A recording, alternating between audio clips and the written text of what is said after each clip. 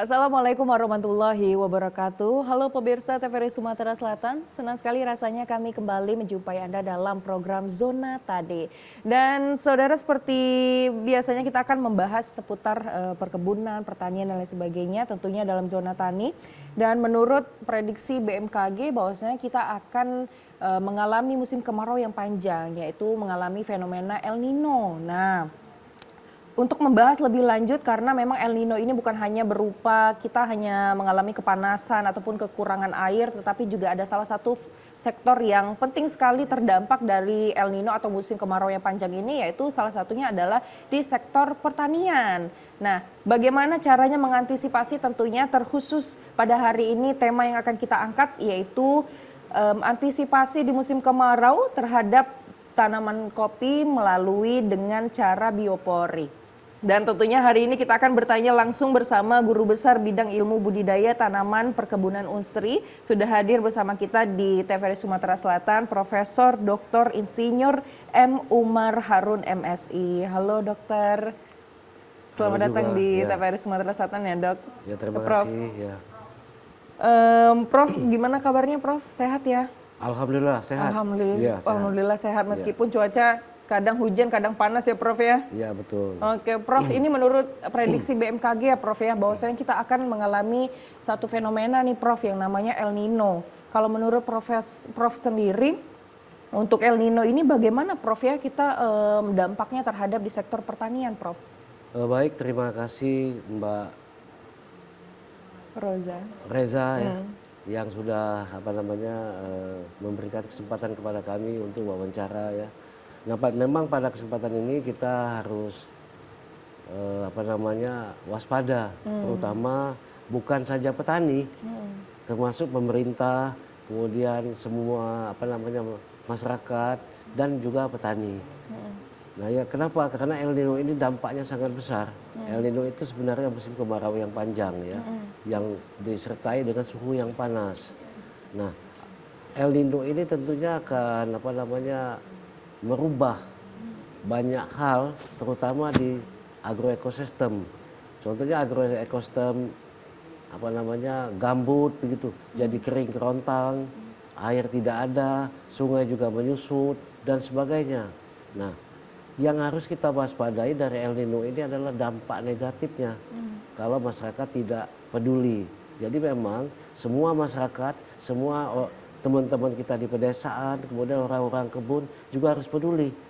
Karena kita tidak bisa mengandalkan pemerintah dalam hal ini PNPB saja tanpa bantuan, pencegahan dan sebagainya. Jadi El Nino ini sesuatu yang sudah yang sudah diprediksi sedemikian rupa oleh banyak ahli, kemudian pemerintah juga welcome sekali dengan antisipasi daripada El Nino ini. Oke baik Prof, ini artinya memang seluruh masyarakat harus mengantisipasi ya Prof ya, bukan hanya pemerintah saja ya Prof ya. Dan tentunya pemirsa TVRI Sumatera Selatan, hari ini kita bersama Prof Umar ya, yang alhamdulillah pada kesempatan 16 April kemarin sudah menjadi guru besar ya Prof ya. Alhamdulillah kami ucapkan selamat ya Prof ya. Tentunya guru besar di Universitas Sriwijaya ya Prof ya, mengenai ilmu budidaya perkebunan juga Prof ya. Baik Prof, ini tadi kita sudah membahas mengenai El Nino ya Prof ya. Nah kalau di Sumsel sendiri Prof, untuk musim kemarau panjang ini komoditas apa saja Prof yang terdampak Prof? Baik, terima kasih Mbak Roza. Memang di dalam El Nino ini berdampak ke semua sektor. Jadi ada 8 komoditi perkebunan penting Sumatera Selatan juga akan mengalami dampak. Apalagi tanaman padi, kemudian tanaman pangan lainnya seperti juga jagung dan sebagainya. Jadi semua hal ini akan berdampak, semua komoditi penting. Jadi tentunya ini akan mempengaruhi pendapatan daripada petani. Betul. Nah, yang paling berpengaruh dari El Nino ini adalah tanah-tanah yang berlahan kering. Misalnya kopi. Kopi kan ada di pegunungan. Nah, sementara air di pegunungan itu dialirkan ke bawahnya.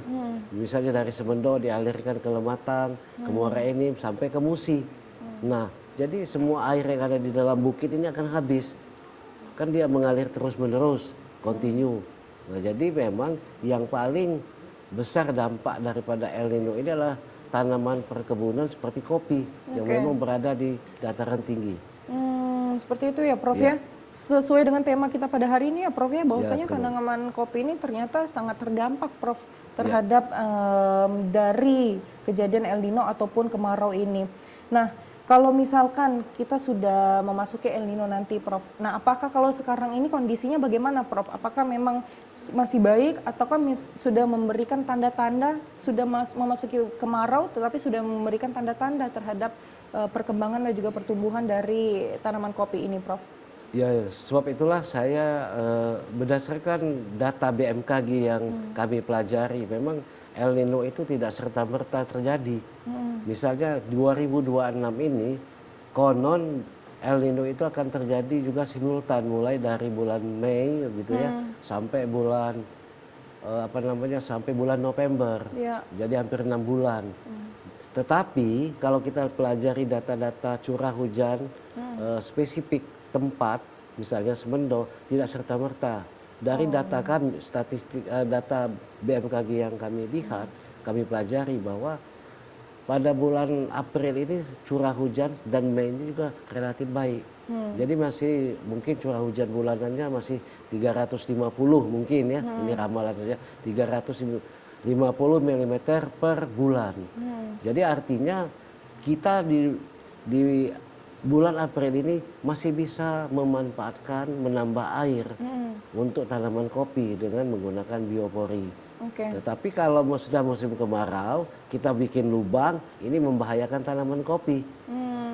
Seperti itu ya Prof ya. Kalau kita berkaca dari tahun-tahun sebelumnya nih Prof, kita juga pernah mengalami kemarau yang panjang ya Prof ya. Ini bagaimana nih komoditas kita sebagai produsen terbesar ya Prof ya untuk tanaman kopi ini di Sumsel. Bagaimana Prof? Apakah produktivitasnya menurun atau bagaimana Prof? Ya, belajar dari kejadian 2016, kemudian 2019 kemarin, ternyata memang tanaman kopi yang ada di Sumatera Selatan, di Oku Selatan, Pagar Alam, Lahat, kemudian di Muara Enim, sebagian juga ada di Oku ya, Oku. Ini mengalami kerusakan. Jadi pohonnya itu rusak. Jadi merana. Jadi tanaman itu antara setengah mati dan setengah hidup. Nah, sementara biji kopi yang sudah ada juga membusuk dan rontok. Jadi ini betul-betul membuat petani agak frustrasi tentunya. Frustrasi ya Prof ya. Di sisi lain harga kopi mahal. Ya. Harga kopi mungkin sudah 50.000 ke atas per kilogramnya biji kopi, 50.000 ke atas, sementara kita tidak punya barang untuk jual petani tadi kan repot itu. Berarti ini artinya kita gagal panen ya Prof? Iya, bisa juga gagal panen, tapi tentunya tergantung posisi kebun kopi itu di mana. Kalau dia di bagian bawah bukit, tentunya tidak serta-merta dia gagal panen. Yang gagal panen itu mungkin di bagian paling atas. Oh, baik. Berarti yang berada di bagian atas pegunungan itu sangat terdampak, Prof, untuk musim kemarau ini. Nah, Prof, bukannya kalau kopi ini kan biasanya kita dikeringin seperti itu ya, Prof, ya biasanya di depan rumah seperti itu para petani kopi. Apakah memang sebenarnya musim kemarau ini sebenarnya baik ya, Prof, ya untuk mengeringkan kopi tersebut atau bagaimana, Prof? Terima kasih, pertanyaannya sangat baik begitu ya. Jadi kami coba akan menjawab. Sebagaimana kita ketahui, kopi kita ini ada 3 jenis, Mbak. Pertama kopi Arabica. Ini paling top. Jadi tren bisnis anak-anak Gen Z ya. Kemudian yang kedua Robusta. Yang ketiga itu adalah Liberica. Nah, mungkin yang dilihat oleh Mbak Roza itu adalah kopi Liberica yang sekarang ini banyak di jalur. Jadi Liberica ini memang kopi yang spesifik yang hidup di lahan dataran rendah seperti kota Palembang, kemudian di Kenten, mungkin di jalur itu Liberica. Nah, kalau Robusta agak cerewet sedikit. Dia ini yang paling banyak diproduksi oleh Sumatera Selatan. Itu berada pada ketinggian antara 500 sampai 1000 meter lah. Nah, yang mahal itu Arabica. dia tumbuh pada ketinggian tempat 1.200 meter ke atas. Misalnya di apa namanya di Segamit. Nah, itu dia tinggi sekali lokasinya. Jadi dia di atas gunung lah ya. Di daerah pegunungan.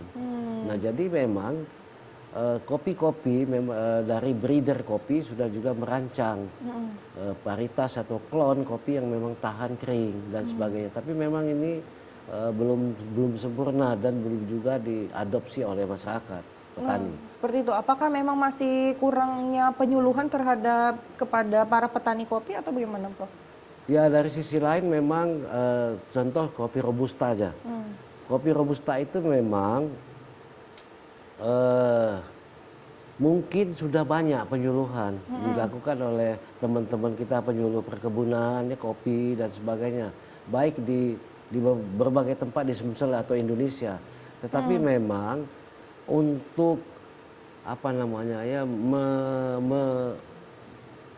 mensosialisasikannya secara nyata, misalnya, ayo kita bikin lubang biopori. Nah, ini belum ada. Kemudian keterbatasan juga sarana prasarana. Contoh yang kami lakukan itu di Semendo, di Segamit itu adalah kami membawa bor biopori, kemudian kita kasihkan ke petani. Tetapi sebelum petani itu melakukan, kita lakukan sosialisasi. Jadi kita bawa alat, kita sosialisasikan, kita datang ke Segamit, kemudian memang sponsor dari kegiatan ini saya menyampaikan terima kasih ke Suprin Energi. Jadi pada waktu itu memang Suprin Energi yang ada di sono menjadi sponsorship kegiatan kami. Jadi petani melihat bagaimana manfaat, kemudian kita praktekkan sehingga mereka lihat.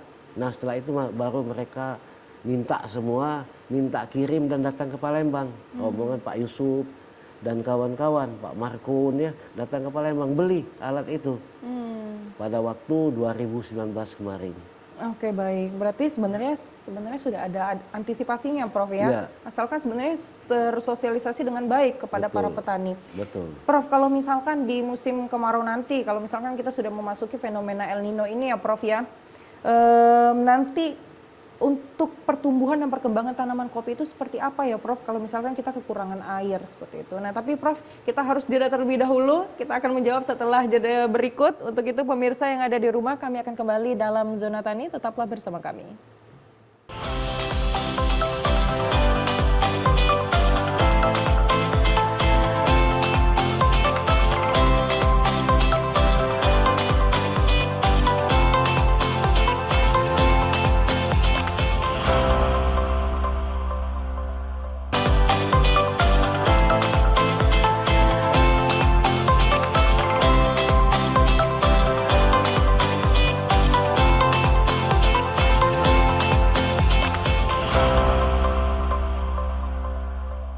Terima kasih pemirsa, Anda masih bersama kami dalam Zona Tani dan kita akan melanjutkan pembahasan kita bersama Profesor Umar tentunya mengenai antisipasi di musim kemarau terhadap tanaman kopi, yaitu menggunakan biopori.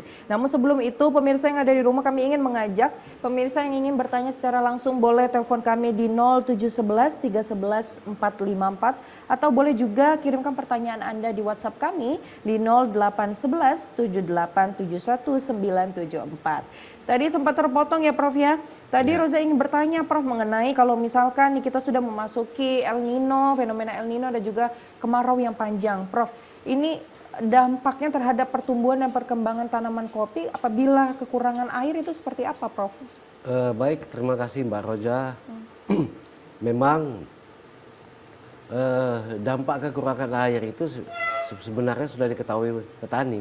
Karena itu walaupun musim hujan, juga kadang-kadang mereka juga mengalami kekurangan air. Karena tanaman itu hidupnya membutuhkan air gitu ya. Sementara air itu harus tersedia setiap hari. Sehingga petani juga tahu, misalnya petani melon pada musim hujan, kemudian karena dia menggunakan mulsa plastik, kemudian sistem pengairannya juga yang tidak terkendali sehingga air banyak keluar, sehingga walaupun tanaman seminggu tidak disiram kurang air walaupun musim hujan. Misalnya petani melon menggunakan mulsa plastik. Jadi sebenarnya petani sudah tahu. Nah, yang jadi persoalan itu adalah petani kopi. Iya. Nah, petani kopi juga tahu kalau tanamannya sensitif dengan air, kurang air. Nah, kalau petani-petani di luar negeri, mereka berupaya untuk mengatasi kekurangan air tersebut. Nah, sehingga memang upaya yang akan dilakukan di dalam agroekosistem, misalnya agroekosistem itu adalah kondisi bentang lahan perkebunan kopi yang misalnya luas, misalnya 1.000 hektar. Nah, mereka sudah membendung sungai, menyiapkan pompa, menyiapkan selang untuk air dari bawah tadi dinaikkan ke atas begitu. Seperti itu. Ya, contohnya di Vietnam begitu ya, sehingga kopi di Vietnam itu bisa lebih 2 ton per hektar panen bijinya ya. Sementara kita masih sekitar 1 ton per hektar panen ya. Oke, karena perbedaan jumlah produksi ini karena memang teknologi kita yang tidak sememadai di Vietnam tersebut atau bagaimana, Prof? Terima kasih. Memang ada 2 aspek besar. Yang pertama di tempat lain, misalnya di Brazil yang saya tahu, kemudian di Vietnam dan Thailand, breeder dari kopi ini memang sangat-sangat intensif mengembangkan varietas baru. Kemudian masyarakat juga sangat antusias mengembangkan varietas-varietas baru yang produksinya tinggi, yang disertai juga dengan sistem budidayanya yang intensif. Nah, di Indonesia ini agak lambat, walaupun pemerintah Balai Penelitian Perkebunan menyiapkan varietas, tetapi belum tentu petani juga mau mengganti tanaman kopinya karena memang banyak hal yang dipertimbangkan ya. Jadi memang ini kompleks lah masalahnya. Jadi oleh sebab itulah produksi kopi di Sumatera Selatan ini masih mungkin ada yang 1,5 ton, ada mungkin ya. Kemudian ada yang 1,2, ada 1,1, ada memang masih di bawah 1 ton, bahkan yang lebih rendah lagi, terutama di daerah-daerah yang tidak pernah kopi tua, tidak pernah dipupuk, tidak pernah dipelihara, cuma dipanen gaya lama saja. Seperti itu. Kompleks ya, Prof ya, banyak faktor yang mendukung seperti itu. Tapi kalau menurut kacamata Prof sendiri, petani kita, khususnya di Sumsel ya, Prof ya, mengenai tanaman kopi ini. Tadi Prof sempat bilang bahwasanya ada beberapa petani yang tidak ingin mengganti varietas seperti itu, Prof. Ini karena memang ilmunya mereka belum mendapatkan atau ada alasan tertentu, Prof, kenapa mereka tidak ingin mengikuti varietas yang lebih baik seperti itu? Betul, terima kasih pertanyaan itu baik, Mbak Roja. Jadi memang petani kita di Sumsel ini memang mungkin sudah 75% atau lebih, ini memang sudah melek mata dengan varietas baru. Nah, ada juga memang sebagian kecil ya, yang memang mau kopi itu saja.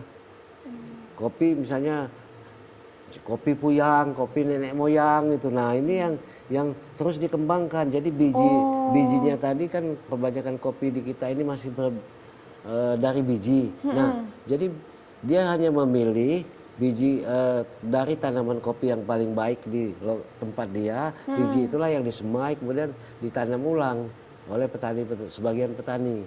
Jadi oleh sebab itulah penggantian varietas baru ini agak lambat untuk 25% lah petani kita. Karena memang ada beberapa petani yang pengen hanya mengembangkan varietas tersebut ya, Prof ya. Apakah ini ada korelasinya, Prof, dengan kalau kita dengar ada kopi Semendo seperti itu ya, Prof ya, ada kopi Pagaralam dan lain sebagainya. Apakah seperti itu, Prof? Ya, betul. Jadi memang sekarang ini kan Gen Z mengembangkan teknologi, terutama teknologi geografis, sehingga banyak saya lihat penggiat kopi yang ngobrol dengan saya, mereka itu berupaya kerjasama dengan pemerintah, mempopulerkan misalnya kopi Semendo. Nah, memang kopi Semendo sudah populer, kopi Pagaralam juga sudah populer. Nah, tapi kopi dari titik mana, desa mana, itu yang lagi diperebutkan oleh Gen Z, penggiat kopi, untuk didaftarkan ke pemerintah. Jadi misalnya di Semendo itu ada satu tempat, misalnya punya Bapak A, di lokasi ini kopi Bapak A ini Gen Z berani bayar mahal per kilo. Misalnya dia beli berani 500.000 per kilo biji kopi.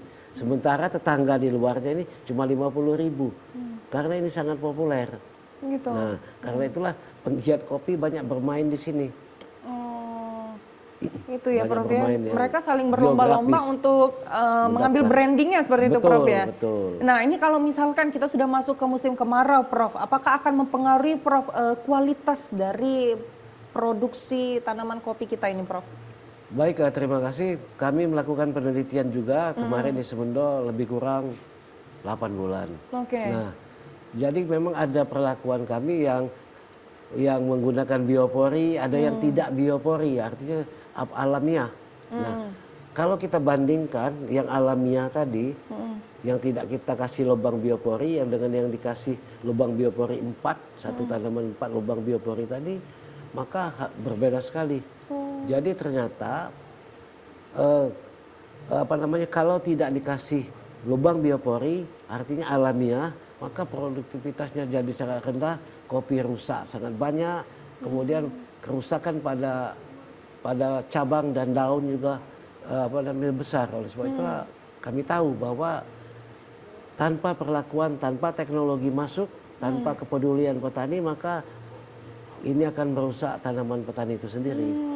Dan akan mempengaruhi kualitas yang akan dihasilkan ya Prof ya? Betul. Dan ini sangat mempengaruhi di musim kemarau saja Prof? Atau di musim lain juga kita bisa menggunakan dengan biopori tersebut?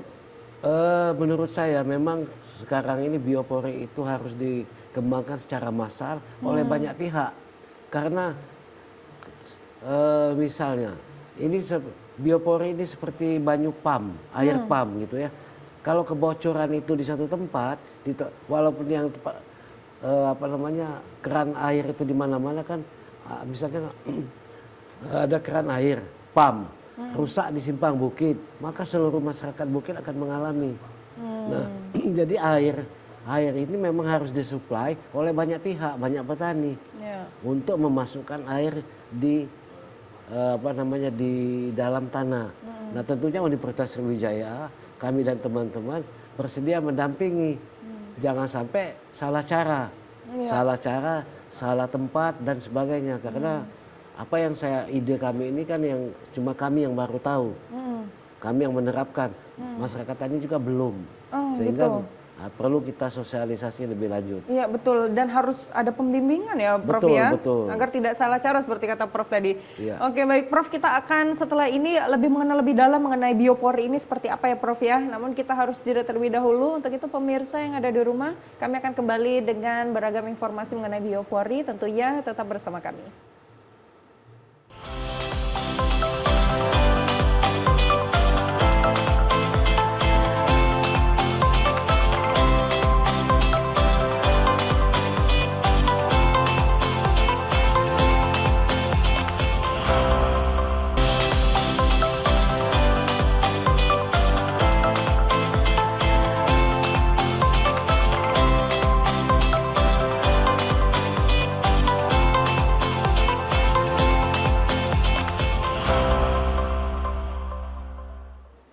Pemirsa masih bersama kami dalam Zona Tani dan kita akan menyambung pembahasan kita bersama Prof Umar tentunya mengenai biopori. Tadi sudah kita janjikan ya bahwasannya segmen ini kita akan membahas mengenai biopori ya Prof ya.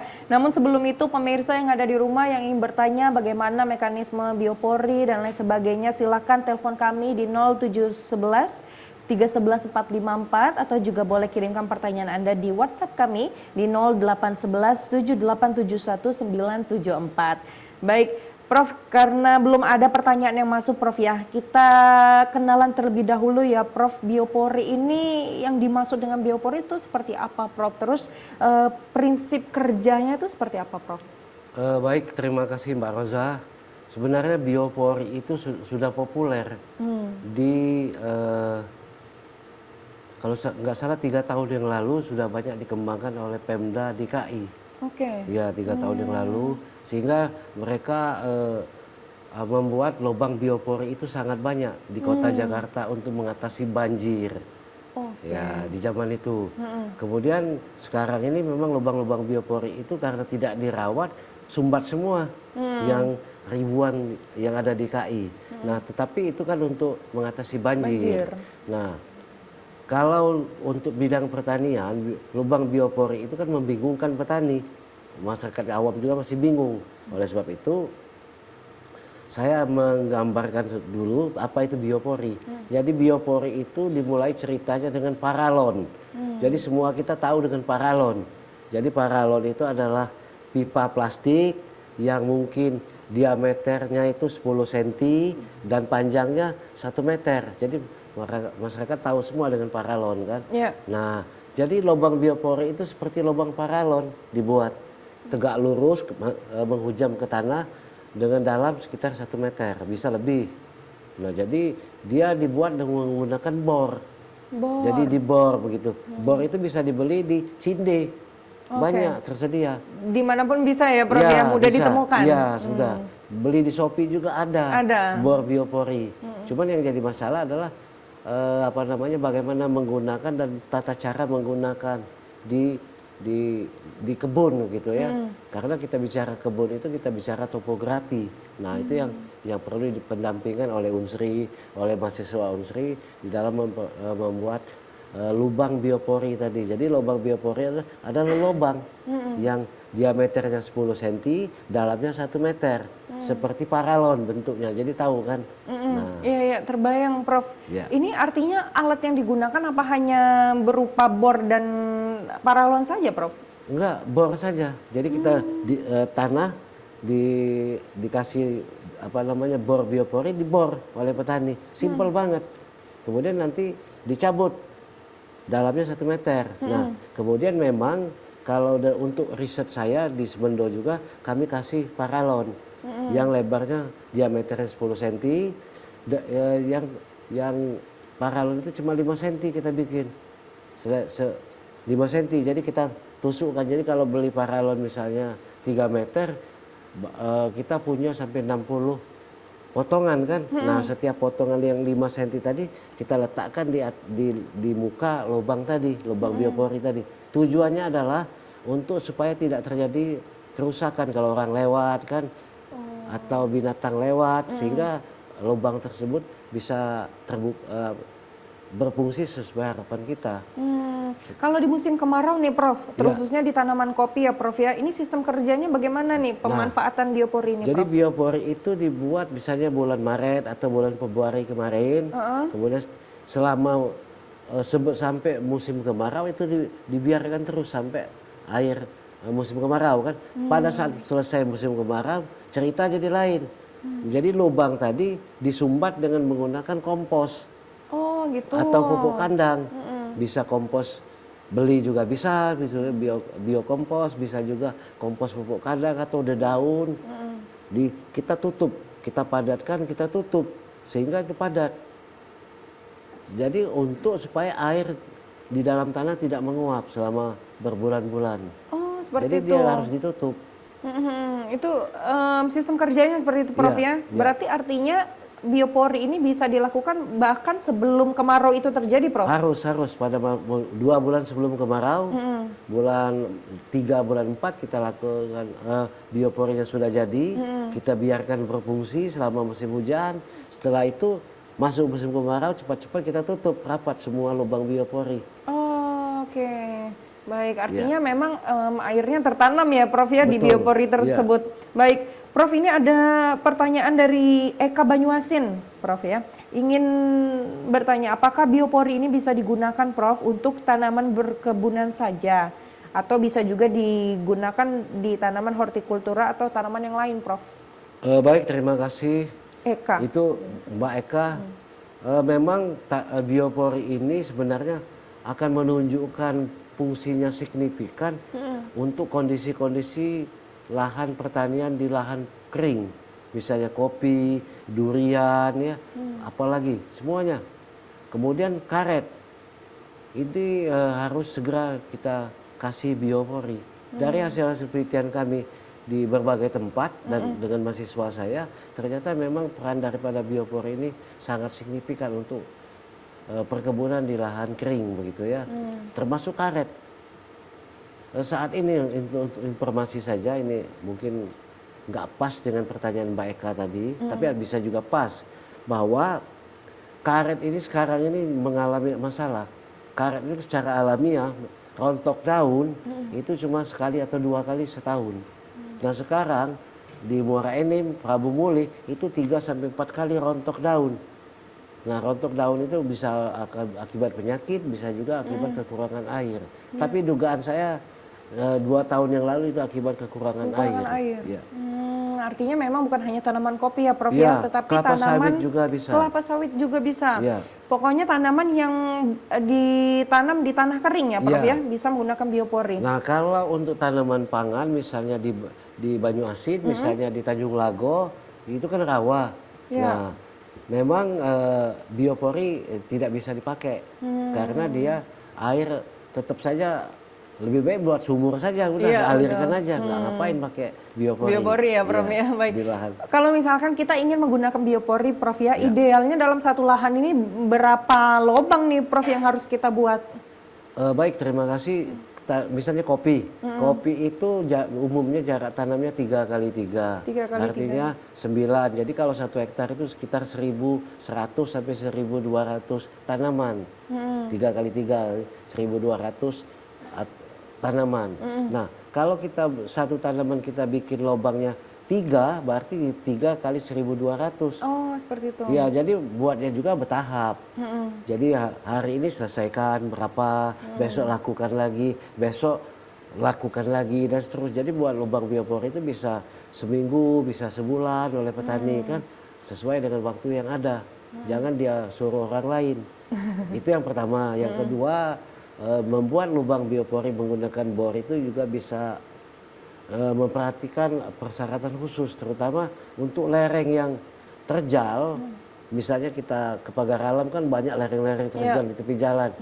Nah maka lereng terjal ini tidak bisa dipakai. Oh seperti Jadi itu. dia harus di sebelah sininya, di lereng sebelah ya yang di tempat-tempat lain. Jadi jangan sampai buat lubang biopori yang dalam banyak air jadi longsor, itu bahaya. Oh iya, berarti artinya tidak boleh ya Prof ya, Ya kalau kemiringan lahan dan lebih sudah 40 derajat lebih mungkin dilarang.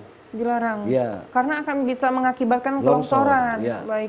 Untuk persyaratan lainnya Prof, kalau misalkan kita ingin menggunakan biopori ini ada lagi nggak Prof selain tidak boleh membuat lubang di lereng tadi Prof? Ya.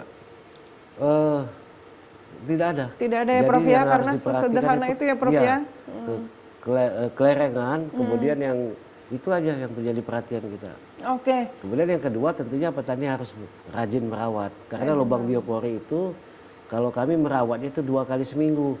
Jadi lubang tadi kami bor kembali, kami buang tanah dan seresah daun yang sudah masuk di dalam lubang biopori.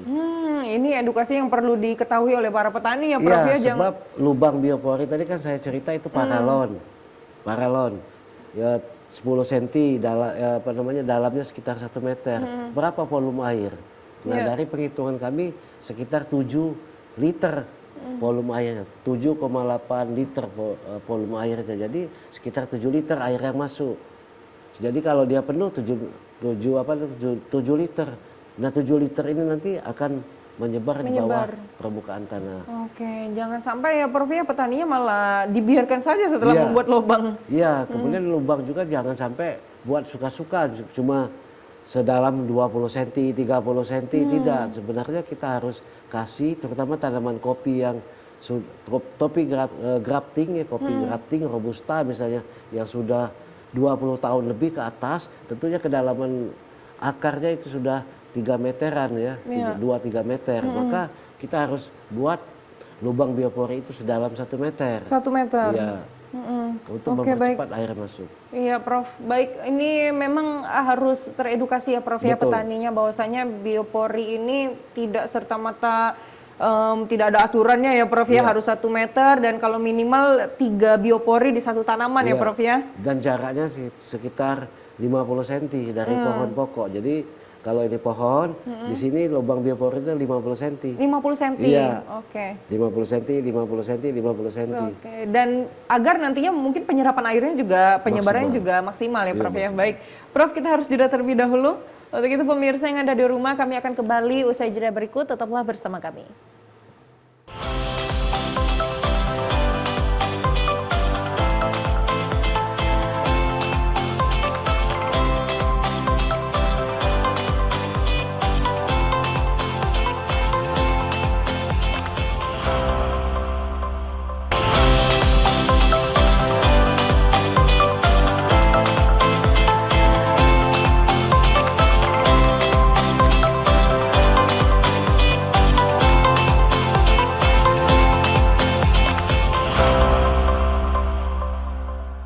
Terima kasih pemirsa, Anda masih bersama kami dalam Zona Tani dan kita akan melanjutkan pembahasan kita bersama Profesor Umar. Prof, ini sudah ada yang bertanya lagi Prof di WhatsApp kita. Rifda dari Palembang ingin bertanya, Prof, kapan saat biopori ini digunakan? Apakah ada waktu-waktu khusus tertentu dan apakah ada tanaman tertentu yang seharusnya sudah menggunakan biopori dari awal? Silakan dok, Prof. Baik, terima kasih. Pertanyaan tersebut sangat baik begitu ya. Sebenarnya kalau tanaman masih muda, masih kecil, misalnya kopi, maka tentunya lubang biopori itu bertahap kita berikan ya. Bisa saja misalnya menggunakan rora nggak perlu biopori. Jadi melalui pengelolaan air permukaan yang dangkal gitu. Tetapi kalau tanamannya sudah tua, misalnya kopi yang 20 tahun ke atas, maka perlu kita tambah biopori, lubang biopori. Dan biopori ini kapan dibuat? Tentunya pada saat musim hujan. Kapan dipelihara? Selama musim hujan. 2 minggu sekali atau 3 minggu sekali. Kemudian apakah jumlahnya harus 1.000 atau 2.000 lubang? Tentunya tergantung kondisi. Bisa saja cuma 1.000 lubang. Tergantung topografinya begitu. Itulah perlunya pendampingan dan edukasi. Kemudian kapan lubang biopori itu kita puasakan dia misalnya ya. Kita puasakan selama musim hujan, selama musim kemarau. Jadi selama musim kemarau, menjelang musim kemarau, lubang biopori tadi kita kasih pupuk kompos.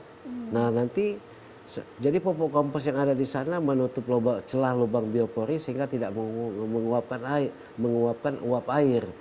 Sehingga musim kemarau kehilangan air tidak cepat. Ya. Kemudian dengan penambahan biokompos atau kompos di dalam lubang biopori tadi, itu tujuannya adalah untuk menyuburkan biologis tanah yang ada untuk tanaman kita.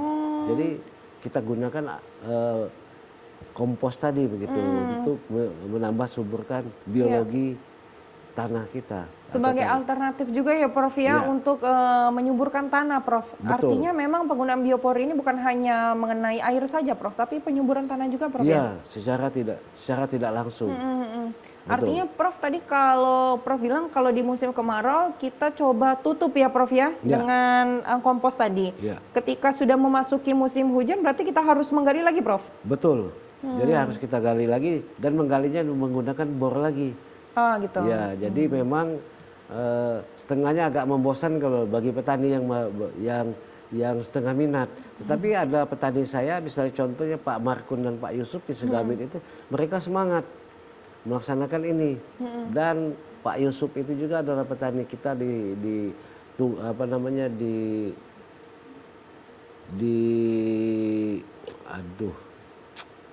Rantau Dadap, petani kita di Rantau Dadap yang sudah sangat populer, menjadi petani kopi Sumatera Selatan. Dia juga sebagai pemasok pada pada produsen kopi yang ada di Sumsel. Jadi memang petani kopi yang ada di Indonesia ini dan di Sumsel ini memang harus bertahap melakukan edukasi. Kemudian bertahap petani juga merubah mindset mereka. Kemudian Gen Z juga mendorong mereka. Jadi memang harus sinergis banyak pihak. Iya betul ya Prof ya. Apalagi Gen Z ini kan sebagai penerus ya Prof ya. Betul. Bagaimana caranya kita juga menyukai nih di bidang pertanian terusus di tanaman kopi. Jangan hanya bisa mengkonsumsi saja ya Prof ya. Betul. Seperti itu baik. Ini balik lagi minat dan juga keinginan dari petani ya Prof ya.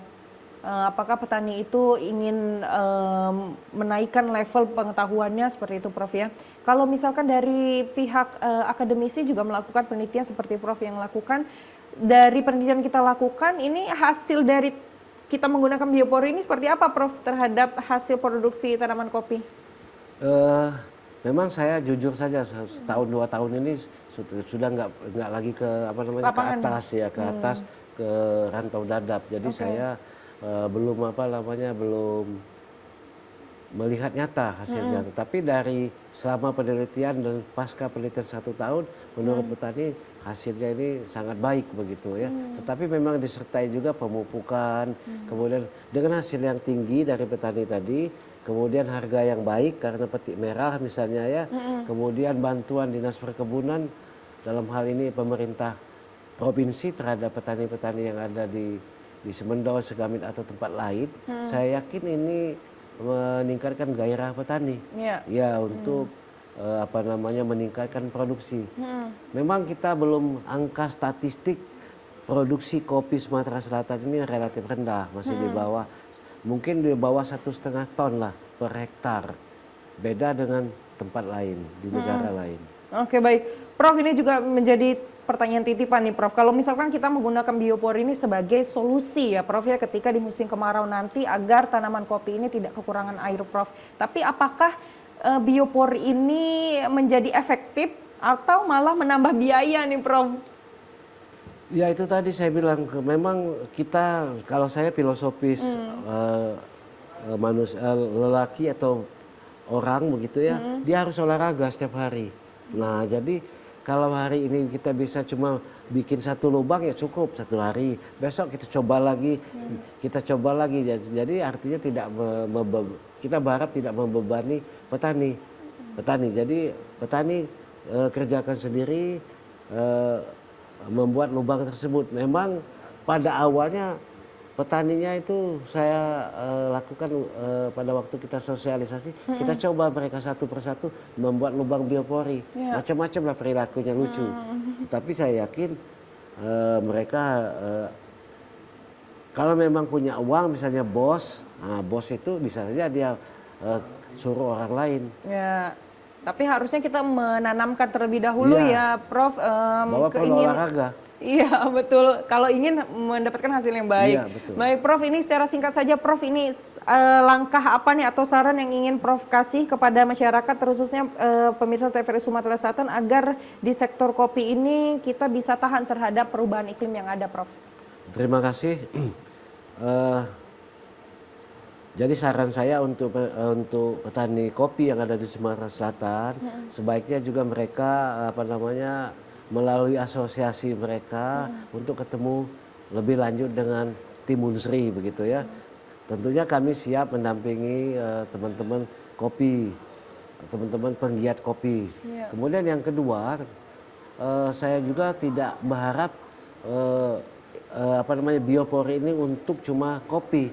Petani kita, petani sawit di Sumatera Selatan ini juga lahannya di atas 1 juta hektar.